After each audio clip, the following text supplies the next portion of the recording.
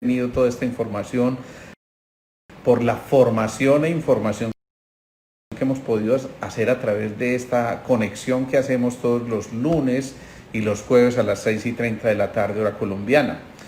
Es de verdad muy placentero que estemos aquí, por eso me encanta saludarlos. Hoy notan que hay un fondo un poquito distinto, la verdad es que hubo demasiado trabajo, demasiados pacientes, no alcancé a salir a tiempo para mi casita, así que me quedé por aquí en el consultorio para poder conectarme con ustedes, porque si no, ni modo. Saludo muy especial a María Mercedes, a Miriam, a Mónica, a Constanza Lennon, a Miue, a Blau, a Maru Murillo, a Marjorie, a Claudia 27, a Leti Alda, a Evesa, qué bueno, a Olguín, a Ana Catalina Cartagena, Olguita Montoya, a Fabiola Gómez, a Andrea Alejandra, bueno, en fin, somos muchos aquí, rico que nos estemos conectando. Hola Mateo Posada, qué bueno que estés por ahí, me encanta. A Jimena Perdomo, Blanca, Jennifer, Marimap, Claudia y Constructora Himalaya, que es mi gran amigo Mauricio, con Erika, su esposa. Bueno, un saludo muy especial para todos. Hoy tenemos un buen tema ya que cerramos el tema que es el de los portales del alma. Entre otras, he seguido recibiendo una cantidad de información muy valiosa de cómo realmente cuando todo esto se pone en práctica puede cambiarnos notoriamente la vida y puede mejorarnos muchos aspectos del día a día, y esa es la invitación. Hoy entonces nos vamos a conectar con un tema bien especial que hemos denominado el cerebro, un mundo infinito de posibilidades. Y vamos a darnos cuenta de que realmente es así y que verdaderamente desde este tema nosotros podemos entender que el cerebro es como el gran director de orquesta. Los músicos están esperando que alguien les dé una señal y que alguien que sepa leer una partitura, que sepa interpretar la música, para que lo que ellos tienen escrito, me refiero a todos los órganos y sistemas en el cuerpo, puedan perfectamente plasmar en sus instrumentos aquello que el gran director de orquesta les está diciendo de una manera sencilla, de una manera, yo diría, perfectamente explícita, para que empiecen a darse los movimientos interiores fundamentales.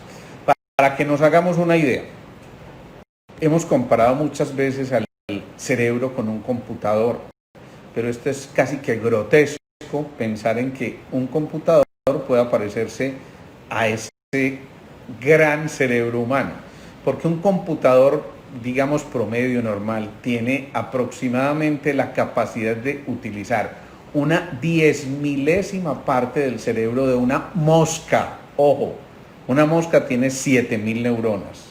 Nosotros tenemos en promedio 100.000 millones de neuronas. Y un buen computador puede apenas alcanzar el funcionamiento, la destreza de una 10.000ª parte del cerebro de una mosca. Entonces, imagínense, empiecen a hacer ya, a dimensionar la herramienta tan importante que tenemos a disposición, y por eso es la invitación a que no cesemos de maravillarnos.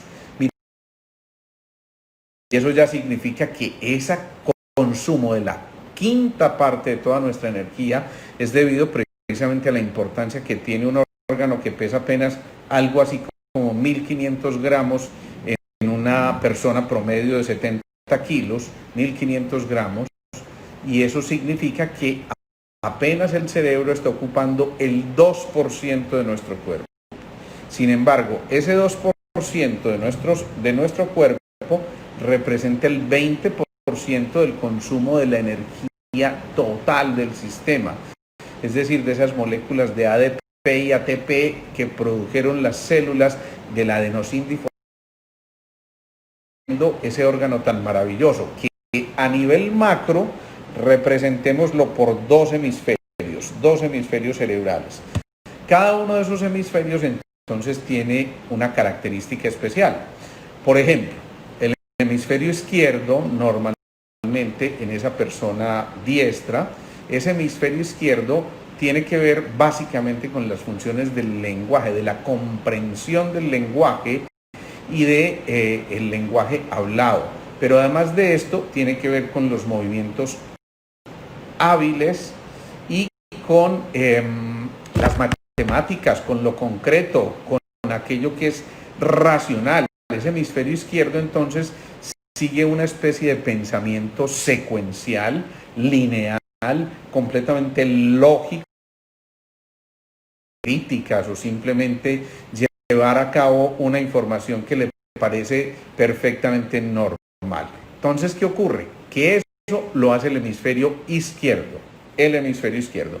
El hemisferio derecho, en cambio, procesa básicamente los sonidos que no necesariamente tienen que ver con el lenguaje, sino los sonidos más de tipo musicales, pero también es el que maneja el llanto, la sensibilidad, la percepción táctil, y eso es muy importante porque si el hemisferio derecho está conectado, significa que nuestro tacto se vuelve mucho más sutil. Y ojo a esto, ese hemisferio derecho también maneja la localización espacial. El hemisferio derecho tiene que ver con la creatividad, con la capacidad de imaginación y la creación continua, es decir, la fantasía que no se detiene y que nos permite que la vida se haga completamente amable, más deliciosa, más sutil, más rica para vivirla en cada instante. Pero fíjense otra cosa bien importante, el 75% del cerebro es agua. Y uno dice, Dios mío, entonces, ¿qué pasa con el agua? Y ya lo hemos visto tal vez en algún otro encuentro que tuvimos, el agua es la gran portadora de información. Si esa agua que compone nuestro cerebro en un 75% y que entre otras va disminuyendo con la edad de ese porcentaje de agua, pero si esa agua está programada con pensamiento de todos los músicos que componen esa orquesta maravillosa, le hace órganos y sistemas, van a interpretar perfectamente esa melodía y van a hacer que se sea mucho más productivo, pero además mucho más creativo, original e intuitivo al mismo tiempo, porque ese corazón se conecta con la mente y desde ese momento el cerebro empieza a establecer conexiones. Miren, el cerebro tiene tantas conexiones periféricas que ocurren cosas como estas. El cerebro, ustedes saben la importancia que tiene la relación con los neuropéptidos y neurotransmisores. Pues bien, hemos hablado en muchas ocasiones de la serotonina, por poner solamente un ejemplo, y hemos dicho, la serotonina es la molécula de la felicidad. 5% en el intestino grueso. Entonces, cuando no hay un pensamiento adecuado, el intestino grueso no recibe la información adecuada, entonces no produce la serotonina suficiente y no vamos a lograr la felicidad que estamos buscando. Y al contrario, nos va a llevar a que posiblemente haya un cuadro, por ejemplo, como el del síndrome del colon irritable. Ese colon irritable en gran parte depende de los pensamientos. Por eso, si tu cerebro está acelerado, si tus ideas van a prisa, si no te detienes, si no recuperas los ritmos y las pausas, pues ese intestino lo único que está es intestino irritable o ese colon irritable que te puede llevar a una diarrea o a semejantes cosas que van a alterar por completo la función normal de nuestro cuerpo. Bueno, el cerebro a su vez está dividido en lóbulos muy especiales, en secciones muy especiales, y cada una de esas secciones tiene una misión muy importante que cumplir. Por ejemplo, el lóbulo occipital, ese que está en la parte posterior, tiene que ver mucho con la información visual, pero también con el pasado. Ojo, porque recuerden que cuando ascendíamos de los reinos mineral, vegetal, animal, hasta conquistar el reino humano y finalmente el contacto con el reino de las almas, como lo vimos en los 12 portales del alma, ese ascenso empieza desde abajo hacia arriba y más instintivo, lo que nos permite a nosotros vivir de manera adecuada. Pero ahí también, en ese lóbulo occipital, ojo con eso, se fijan muchas de las informaciones que están captando nuestros órganos de los sentidos, pero, y ojo a esto, también las informaciones o las imágenes que se quedaron grabadas del pasado que se van hacia la zona occipital. Es decir, que muchas de las experiencias vividas van a ser acumuladas desde esa memoria en el hipocampo en conexión con el lóbulo occipital, y eso significa que en un momento determinado una imagen que surge de manera súbita puede evocar la imagen que estaba grabada allí desde el hipocampo en contacto con esta zona y producir una respuesta que no parecería lógica frente a esta imagen que estamos viendo aquí, pero de todas formas que como es una experiencia vivida y se generó en una imagen, allí se quedó grabada para proyectarse y generar el cambio fisiológico y, por ejemplo, que nos su amor que simplemente quedó allí reflejado. En cambio, en la zona del lóbulo temporal se conserva gran parte, no solamente de la información auditiva, sino algo también de esa información visual. Por eso los lóbulos temporales tienen que ver también mucho con la música, y por eso a veces la música nos despierta imágenes maravillosas. Si yo empezara en este momento, me voy a atrever a hacer el ridículo en este momento, pero si ustedes cierran los ojos en este momento y se imaginan al Topollillo cantando algo así como no tengo edad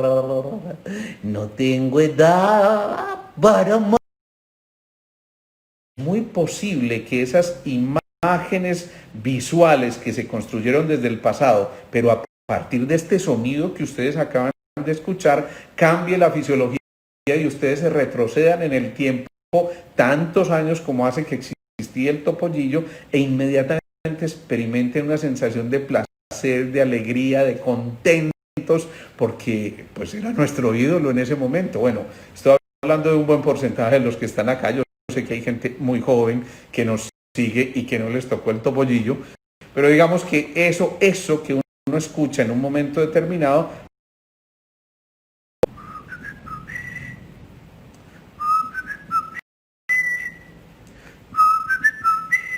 creo que más de uno está terminando la cancioncita esa y termina diciendo, marcando el paso, porque esa musiquita nos recuerda una propaganda de una cerveza muy especial, y entonces inmediatamente con ese solo sonido yo evoco una cerveza y hasta a lo mejor me produce sed, porque cambia toda la fisiología y me provoca tomarme la cerveza.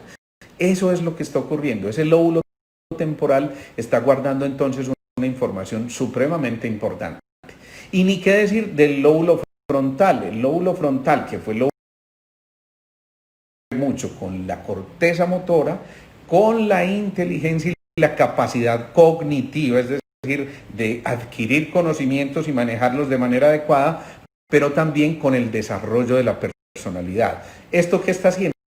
Que ese lóbulo frontal inmediatamente se conecte con todas las estructuras del cerebro mismo y al mismo tiempo se convierta a su vez como en el gran director de orquesta del director de orquesta, es decir, como en la parte más evolucionada de lo más evolucionado en nuestro cuerpo, que es el cerebro. También podemos hablar del lóbulo parietal, que tiene que ver mucho con el tacto y con el equilibrio. Por eso cuando a alguien le dan un golpe fuerte, es muy frecuente que pierde el equilibrio cuando se toca esa zona del lóbulo parietal. Tocan esa parte del lóbulo temporal. Dios mío bendito, yo creo que estoy dando una herramienta supremamente peligrosa para las señoras cuando se enojen con los maridos, o sea que mucho cuidado con el buen manejo de esta información, por favor. Esto es muy importante. El cerebelo, por ejemplo, que es otra estructura, ya no haciendo parte de esos 4 lóbulos fundamentales, pero otra estructura bien importante y que está en la zona del tallo cerebral, también tiene que ver mucho con la postura y el equilibrio. Por eso está en la parte posterior, porque dijimos es la parte más arcaica, más antigua en el desarrollo de nuestro cerebro, y entonces desde ahí tuvimos que reconocer perfectamente nuestra postura para poder pasar de ese caminar en cuatro. ¿Qué ocurre con ese tipo de movimientos? Que van a hacer que recuperemos también el equilibrio. Por eso cuando algo nos desequilibra, no solamente desde el punto de vista físico, sino también emocional, se altera notoriamente el tono del tallo cerebral. Por eso cuando alguien pierde el equilibrio, por ejemplo, por un susto muy grande que tenga, empieza a temblar, porque allí se controlan los movimientos finos y entonces a veces hay un temblor incontrolable. Pero miren ustedes, y eso es lo que yo quiero rescatar de esta charla, la perfección del cerebro y de cada zona del cerebro, cómo tiene que ver muchísimo con toda la formación e información que nos va llegando a través de los órganos de los sentidos y la capacidad de respuesta que nosotros tenemos frente a eso. Por eso, cuando hablamos del cerebelo y de la postura, también hablamos de la postura frente a la vida. No solamente desde allí se edifican gran parte de los valores, eso que nosotros identificamos como el sustento de la vida y de nuestra sociedad, y que nos permite entonces ir perfectamente en ese camino. Y a su vez, en esa base del cerebro está el centro de la respiración, de la digestión, esta gran parte del control de la presión arterial, del ritmo cardíaco. Por eso cuando alguien está completamente tenso, hace este movimiento. Yo lo exagero un poco, pero es como si estuviera tratando de meterse en el cuello de la tortuga, como cuando la tortuga está tratando de meterse en su caparazón, pero mantenerse en esta posición durante mucho tiempo, está comprimiendo la irrigación, o sea, el hecho de que llegue la sangre al cerebro suficiente, y eso altera el buen funcionamiento, porque allí entonces inmediatamente se disparan los centros de la presión arterial, y alguien que está completamente tenso se le empieza a subir la presión arterial. Inmediatamente se nos suba la presión, pero luego los mecanismos de regulación o biofeedback empiezan a controlarla. Sin embargo, si esto se repite crónicamente y estamos en este estado durante mucho tiempo, estamos haciendo lo que se conoce como una hipersimpaticotonía.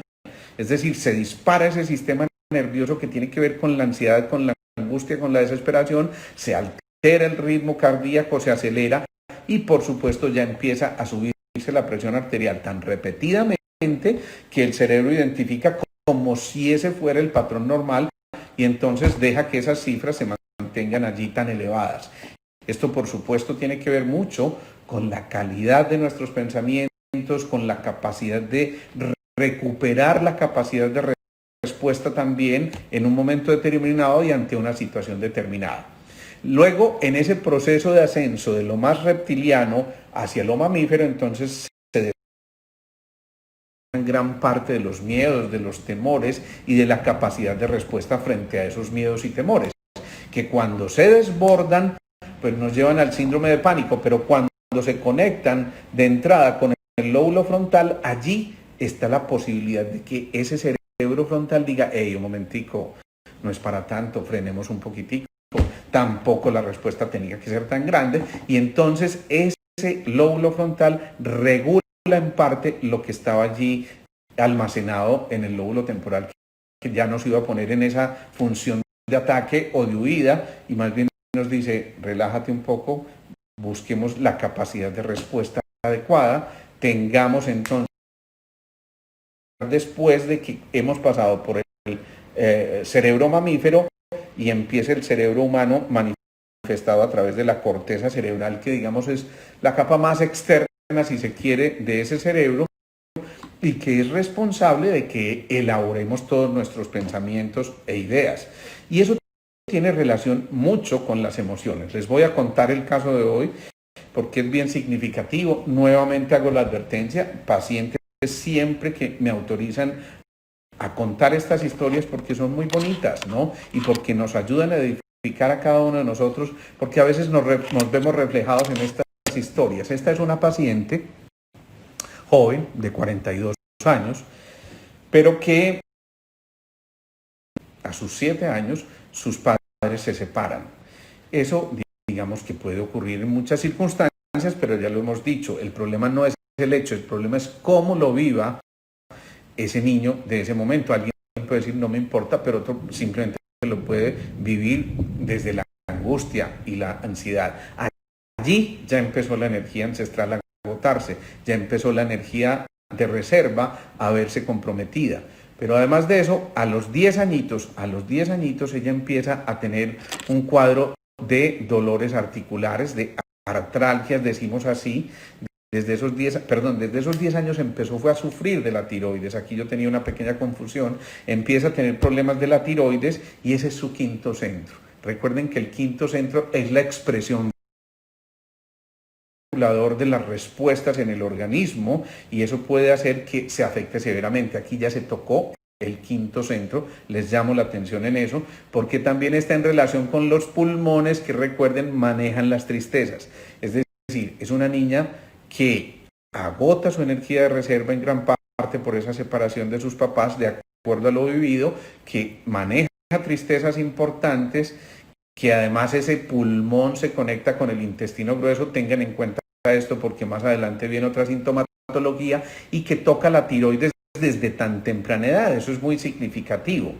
Más adelante, en la secuencia de esta paciente, ella empieza a tener síntomas de artritis reumatoidea. Y esto es también una cosa muy importante porque a pesar de ser una mujer tan joven, empieza a tener inflamación de las zonas articulares.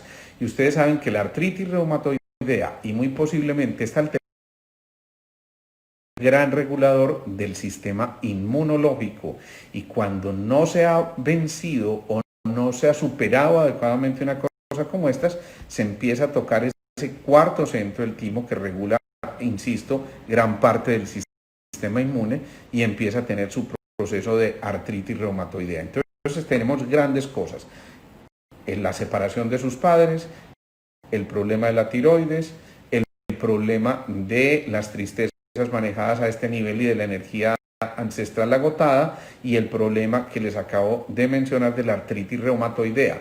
Pero como si fuera poco, ella tiene un cuadro a nivel del colon de mucho tiempo de alteraciones a este nivel, y eso hace que también se empiecen a producir algunos estados de, digámoslo así, desajustes.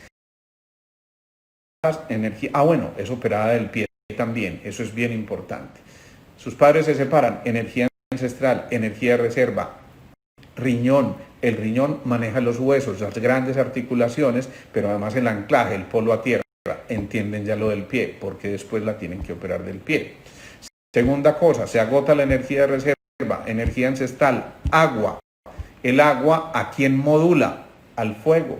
Y el fuego es el corazón y el sistema cardiovascular, y esta paciente ya empezó a hacer también un cuadro de hipertensión arterial. Miren que es que la secuencia es tremendamente matemática y lógica, si se quiere, desde el punto de vista de cómo se vivan este tipo de inquietudes. Pero además le tocaron el quinto centro con la no expresión, la no verbalización de esa información, el manejo de las tristezas, y sino desde el punto de vista energético, una parte del quinto centro también, que a su vez tiene que ver con el segundo centro. ¿Se acuerdan? El segundo chakra.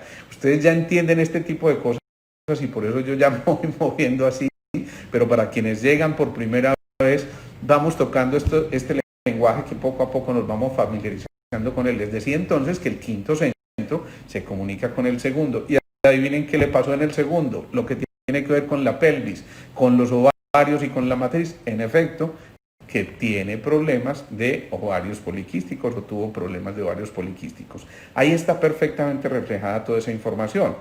Entonces, le decíamos, hay un piñoncito que ocurrir a quien nutre al pulmón desde el punto de vista energético, que es al riñón, perdón, desde el punto de vista energético, que es el pulmón. Pero como el pulmón está alterado por las tristezas, pues no tiene cómo darle energía al riñón, entonces tenemos que ir más atrás, y quien nutre al pulmón es el páncreas.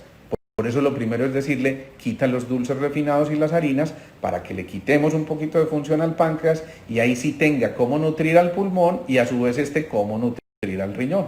Es toda una cascada, es toda una secuencia muy bonita. Un día hablaremos específicamente de los 5 elementos, pero miren entonces cómo todo esto está en relación con las emociones. Viene otra cosa muy importante, y a mí me encantó esta frase de Ortega y Gasset, que la pronunció algún día y decía: el ser humano no es un participio, es un gerundio.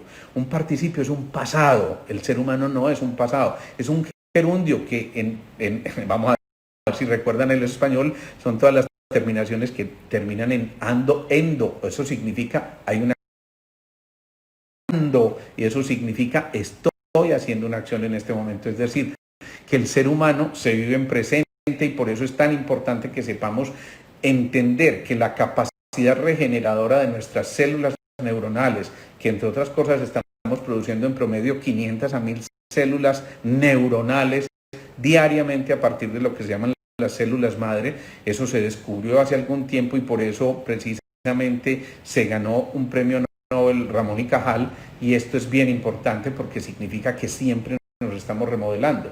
La zona prefrontal izquierda, ojo a esto, esta zona es la base de las emociones positivas y desde allí estamos generando una cantidad de cosas maravillosas. Pero ojo, si además de generar emociones maravillosas las expresamos, vamos a cambiar por completo la fisiología. ¿Qué significa esto? Que lo que se verbaliza, cuando yo expreso mis emociones, cuando dreno, cuando manifiesto, cuando saco eso de adentro, evito que la olla atómica se explote y entonces en lugar de hacer una implosión estamos permitiendo drenar y no entrar en lo que llamamos anteriormente en una de estas charlas la alexitimia, que es la imposibilidad de manifestar las emociones. Por eso allí es muy interesante expresar, manifestar y por eso conectarnos desde el amor. Recuerden que hay una molécula clave para el amor, tanto la dopamina como la oxitocina.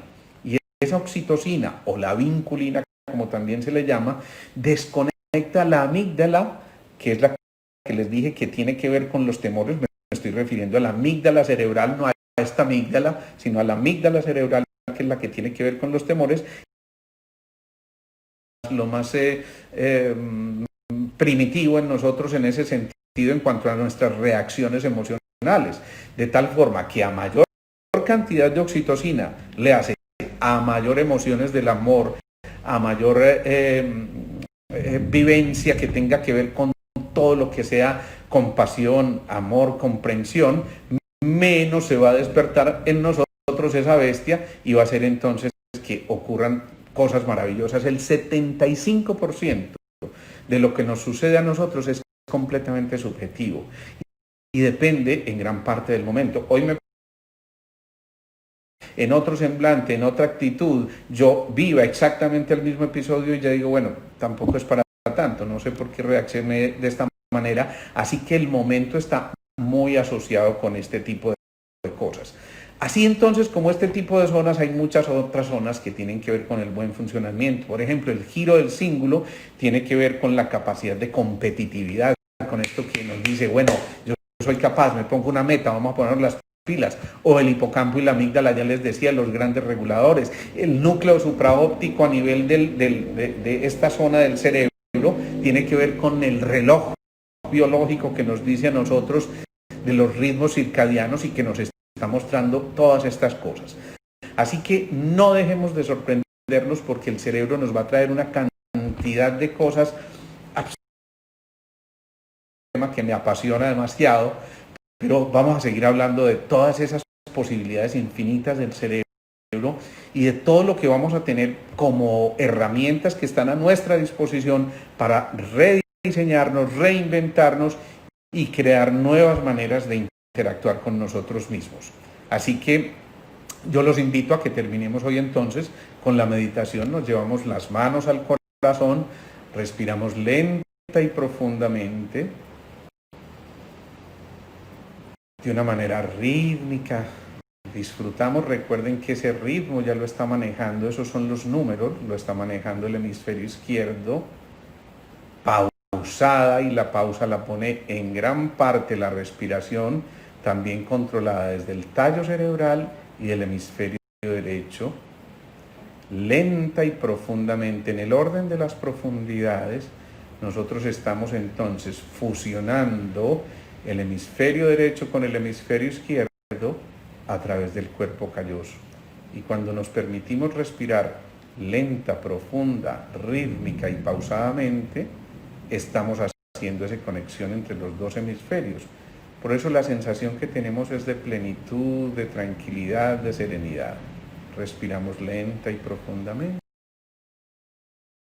Oxígeno al abdomen, luego al tórax, hacemos la pausa inspiratoria y exhalamos primero lo del tórax y luego lo del abdomen, para hacer luego la pausa expiratoria y volver a iniciar ese tipo de movimientos. Vamos a hacerlo unas 2 o 3 veces.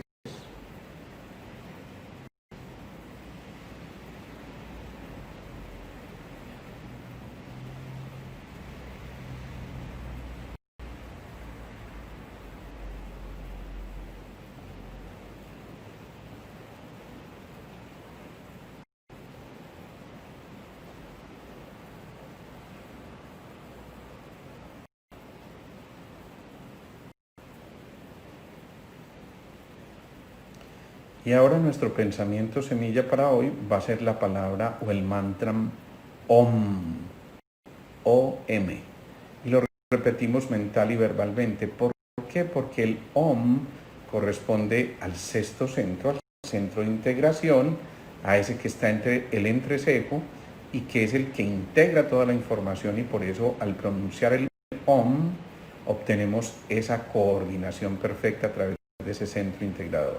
Nos repetimos mentalmente o verbalmente esa palabrita OM y la prolongamos en el tiempo.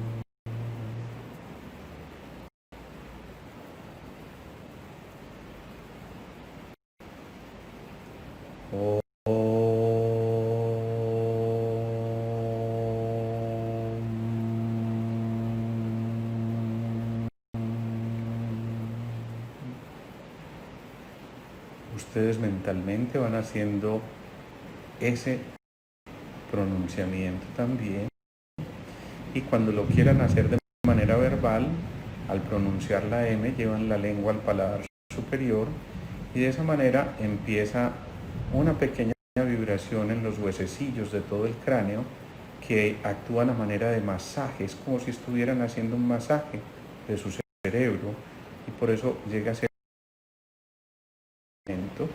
y se conectan nuevamente con el mantra OM. Ahora respiramos lenta y profundamente. Nos centramos ya en esos movimientos respiratorios, disfrutamos de este movimiento y vamos poco a poco tomando conciencia de nuestro cuerpo, del aquí, del ahora. Así que una delicia que podamos hacer este tipo de cosas. Yo aquí lo hago un poco más corto en razón del tiempo, pero es bueno que ustedes lo repitan un poco más prolongado. Un saludo a Ruti, a Paula Andrea Londoño, a Fanny Estela, a Blanca Arango, a Connie, a Luces Lu, Amparito, Susana, Beatriz Betancourt, Mere Rodas, Cancino, Berpink, Kelly Ruiz, un abrazote para ti, Leti Aldana, Sonia, Alejandro por allá en Manchester, qué rico, a Luis Mario Agudelo, a Deyocame, a Ana Lucía, un abrazo gigante para ti, al compadre Lotero, a Ana Londoño también un abrazo, a Manu, a Eli. Bueno, miren, yo sé que hay muchas cosas que se quedan aquí y que yo sé que podemos seguir compartiendo. A todos ustedes yo les agradezco infinitamente que lo estemos compartiendo, mucha más gente, y de esa manera vamos a poderle seguir creciendo a estas redes, y es muy bonito que esto ocurra. Saludos a ti, Paula Andrea Correa, también, a Luz María Plata, un abrazote, a Claudia, a Botero Araceli, a Sor Delgado, a Lozanía, a Blau, a Lore Martí, a Mile, a Sergio Escobar. Qué cantidad de gente tan maravillosa la que está aquí. Yo siempre vuelvo y veo este video para terminar de entender todo esto tan maravilloso. Hoy me contaba alguien que tiene su cuaderno de apuntes y que lo llenó por completo con esto de los portales del alma. Así que bueno, ese es el propósito, que esto nos llegue a muchos y que podamos beneficiarnos mucho de esto. Sigamos acumulando esta información, pongámosla en práctica. Aquí nos dice Mauro, la piedra está en el zapato o está en el cerebro. Ese razonamiento me encanta. Realmente eso es bien interesante. Cuando nos ponemos una piedra en el cerebro nos estorba en todas partes. Y no voy a decir otra cosa para no volverme muy grosero. Nos seguimos viendo el lunes y jueves a esta hora. Estas charlas son un respiro para el alma, me dice aquí Paula Andrea Londoño. Gracias a ti por este comentario tan bonito. Lucepín nos dice excelente, muchas gracias. Pero esto no es excelente si no lo seguimos compartiendo. Ayúdenme con esto, porque recuerden, esto es de ustedes, esto no es mío, esto es de ustedes. Y nosotros hemos formado esta red poco a poco desde todo este tiempo de la cuarentena y ahora estamos viendo los frutos. Así que recuerden